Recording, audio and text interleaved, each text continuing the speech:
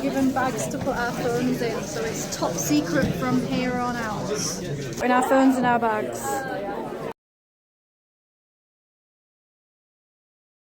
We're very lucky that Alison is such an astonishing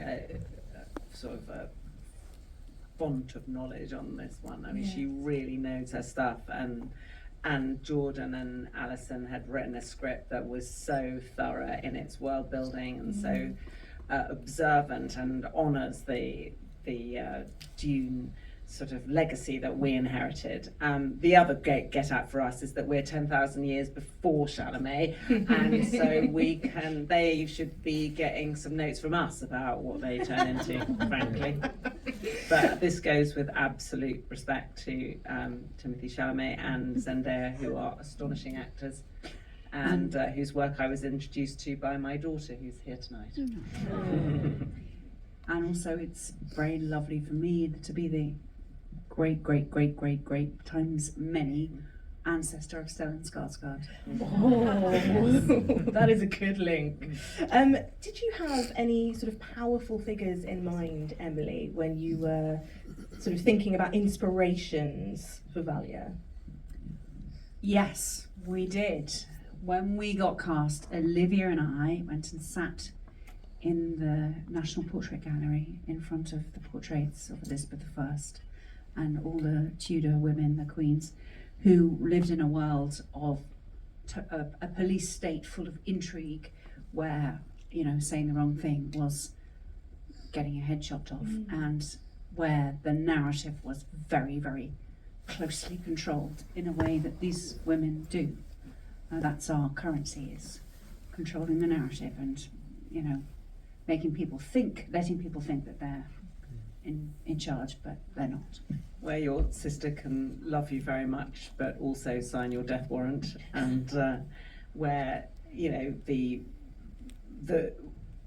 symbolism is all over the costumes in these Tudor portraits, and it's the same with the Bene Gesserit. Every piece, every artifact you see has a significance and a mythology to it, and so it felt very, very like Tudor England in many ways. So interesting. And Travis, I sort of had Rasputin a bit in my mind when I was thinking about Desmond. So we don't really know where we stand with him so far.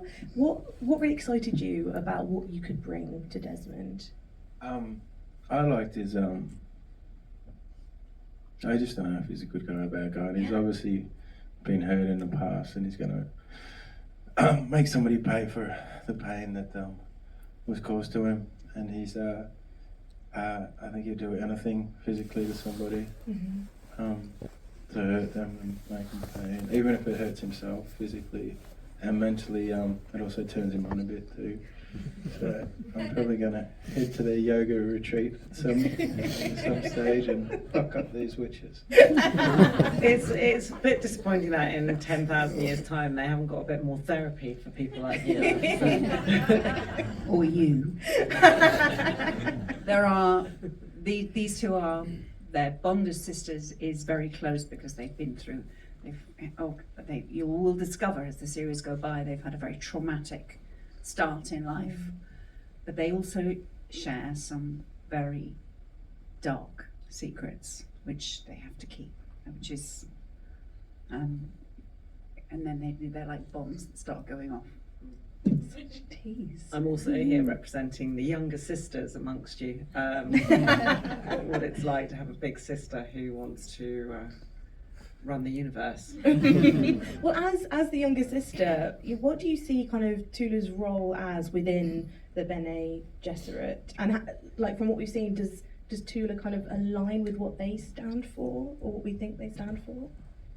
Well, she is. It's wonderful being an actor because I was hopeless at science at school, but I get to be the nerd in this, and they made me look good, made me look like I knew what I was doing with the test tube. So I had my lovely laboratory, but there is a serious point to this, which is this amazing Dune universe has. Oh, thank you. Has a connection, has an understanding of fear. That fear it can be something that is infectious, and fear can be something that undermines you. And and you know, we're now beginning to understand that the bacteria in your stomach, for example, can cause depression or affect your moods, and you know, we're onto that. So I think Tula's role at this point in the Sisterhood is to be the resident scientist and geek, but it's been quite annoying never to be asked to run the show until now. I think one of the really great powers that the Sisterhood have is to be able to hack your own biology. And yeah, we have this thing where we can go into our DNA and speak to our ancestors, which is, that would be fun. Yeah, and I think our ancestors might have something to tell us, you know, about what's going on Earth at the moment, but nobody's listening to them.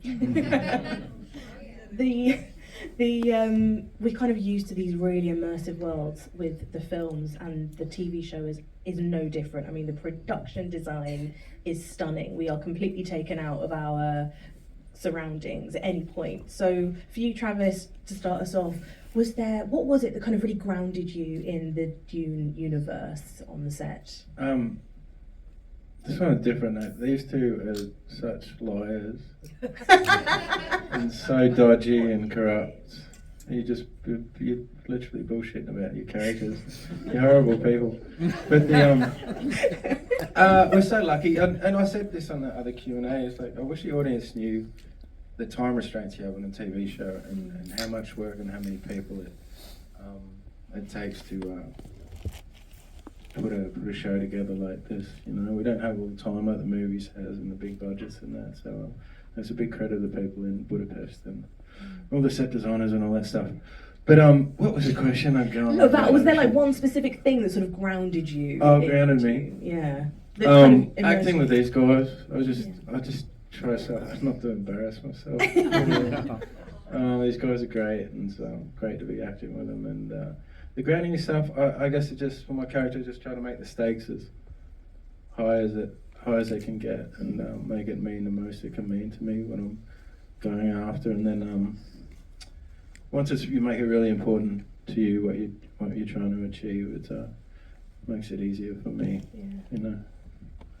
TV does ask you to respond and to the most extraordinary amount of things in a very short space of time, and that, you know, we had some scenes towards the end of this season where I think we were all drawing not only on our life experience but any experience we'd ever had to keep up with the demands of this incredibly emotionally complex, never mind the plot, but you know, if you play for truth as Travis does and we do in the work that you do, I know compared with working at the coalface, what we do is a piece of piss, but this was a demanding script to work on. One of the great pleasures of doing the show was creating a company, and we had a lot of younger actors with us. We were all out in Budapest for a long time away from home. So a lot of them had, well, not a lot of them, some of them had like newborn babies and small children, and just for us as, in a way, you know, leaders of the company, that was a great thing to create a sense of well-being, making sure everybody felt seen. And I have to say, there are a few of them here this evening. Our wonderful young actors that are here this evening. So,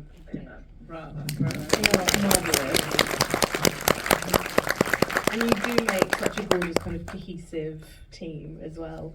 Emily, you've talked about being sort of maybe more comfortable, or at least more used to smaller sets, independent films. So what was it like for you to step onto the Dune Prophecy set? Yeah, I'm a little bit out of my lane, I guess. Absolutely not. But well, in a way, it's the same wherever you do it. You just have to find the place that feels authentic, and that the story really makes sense. And I was just saying the other day, I think being an actor, you have to be a bit of an idiot, really, or just a bit stupid. Because I feel like you have to. There's a part of you that actually has to believe it.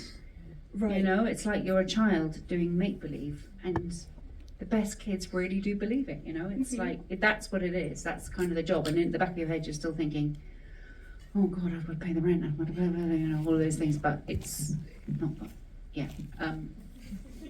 But it's...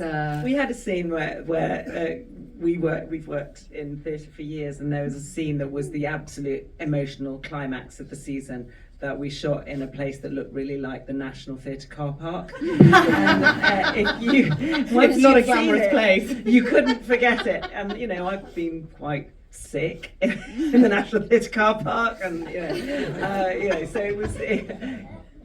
Suspension of disbelief is a powerful tool.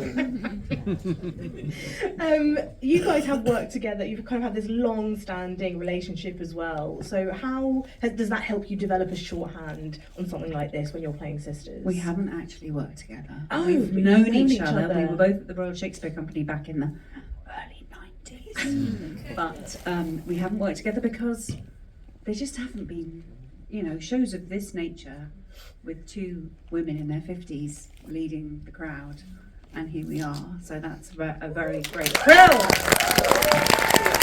Men in movies usually only have one mother, one wife, and one child, so that's the casting range usually available for women. But here we are, this wonderful array of women, and Travis. We have some gorgeous actors as well, so we have to acknowledge Shout them. out Yeah, to absolutely the brilliant. boys. So what was it like then for you finally to get to work together?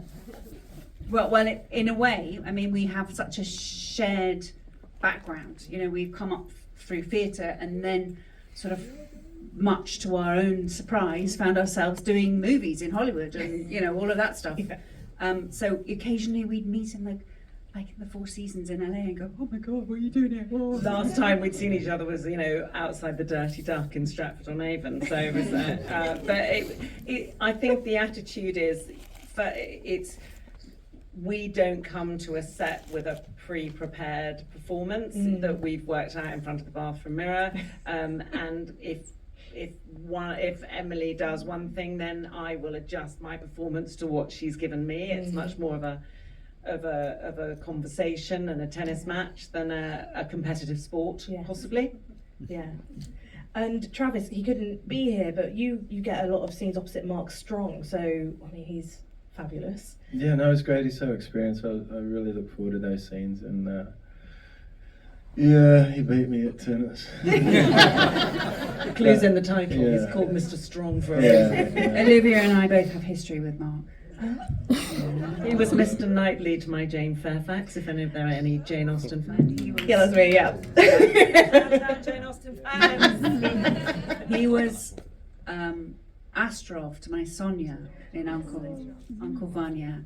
And every night he fell in love with Helena Crawley and not me. Oh. So revenge is a dish best served cold. Poor Mark Strong. And Travis, in kind of film and TV, we're often used to thinking about things in quite like black and white, good versus evil. Do you think that applies here with Desmond? Yeah, I think it applies to all the characters. Yeah. It's a very thought-provoking script in a way. You don't know who's good, who's bad. Everybody's got a hidden agenda, and it's one big puzzle or riddle for the audience to work out. But I'm definitely a good guy. What about the Bene Gesserit? Yeah, Well, that's something that's... Yes, Sorry, yes. you have that question for Travis? He's answering now. Go on. I'm interested. Tell us what you think I got about the nothing. Be Bene very Gesserit. careful what you say. My mother said not to say anything. If you can't say nothing nice, don't say anything at all. Is that what your mum said? Well, I mean, that's one of the great things about being in this show. It's a morally ambiguous sort of soup of, there is things that you think are going to turn out to be heroic or not, and it's very complex. Yeah. One of the things I found interesting were all the markers from the novel in the 60s of what makes a liar, which is someone with a raised pulse rate in the vein in their neck, or a slight sweat coming out. The liars I'm seeing on the TV, their pulse isn't quickening, and I think actually in the present day and maybe in 10,000 years' time, it's increasingly difficult to work out who's lying and who's telling the truth. But the Bene Gesserit, no. But how did knowing the fate of the Bene Gesserit, 10,000 years later, affect the way that you play these characters? I think you need to be asking Timothy Chalamet, like, what does having Olivia Williams in your past mean to the way you're playing your character? If only Timothy Chalamet was here today. And finally, are there kind of is there like a really memorable scene that you love that you're really excited for audiences to watch you in? I like episode 6, where a lot of the questions that the audience will have will be answered, and at the same time a lot of new questions arise, which will hopefully intrigue them into the second. There's a lot of season. things going on in the basement. Just watch out for that. Olivia? Yeah, we had a great time with, I think it's episode 3, where a couple of phenomenal actors came along and played our younger selves, and basically meant we didn't have to do any homework into our backstory. So yeah, they shout out to Emma and Jess, who play young Tula and young Valia, and I think for those who are looking for the origin story, firstly of the Bene Gesserit, and secondly of why the Harkonnens are so angry, you're gonna love episode 3. And what will fans of the films get from the TV show, do you think? Well, instead of sand, we've got damp and moss. So you've got that slight sort of, change of vibe, keeping the planets, the production design is, we had to honour that extraordinary precedent set by Villeneuve and the incredibly high standards of filmmaking, which, even though this is a TV show, I hope you feel that from what you've seen tonight, it stands up as movie making. It is incredibly cinematic. So Dune Prophecy is out on the 18th of November on Sky and Now. And thank you so much for coming. Please do stick around for a nightcap. I think the bar's open until 10. So we've got an hour to get. It's real champagne in those glasses, let me tell you, ladies and gentlemen. You tested every single one. I checked the bottle. Thank you guys so much for coming. Thank you so much for joining us. Please give it up for the wonderful Emily